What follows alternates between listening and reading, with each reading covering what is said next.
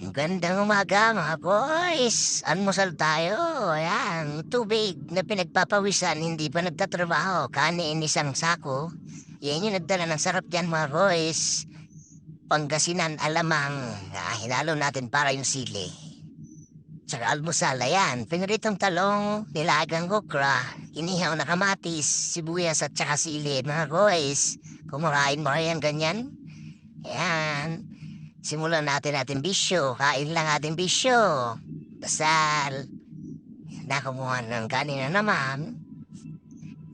Sarap niyan, boys. Inihaw na kamatis. Pakita mo yung first bite mo. Ayan. First bite.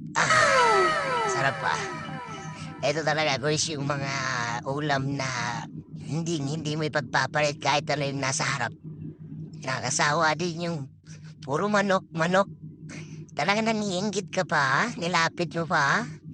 Sarap niyan, guys, paminsan-minsan kumakain din tayo ng mga ganyan.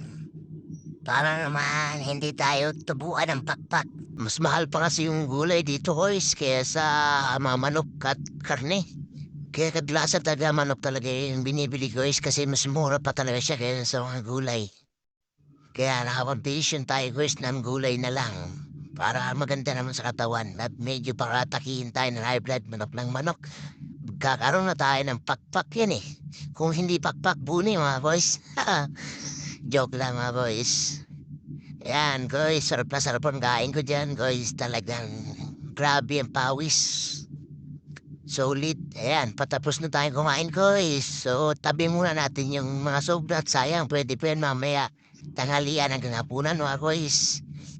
Ayan, pa-like and share. Siyempre, yung kumakain lang mo share nito. Thank you for watching mga boys. Ingat lagi. God bless, God bless.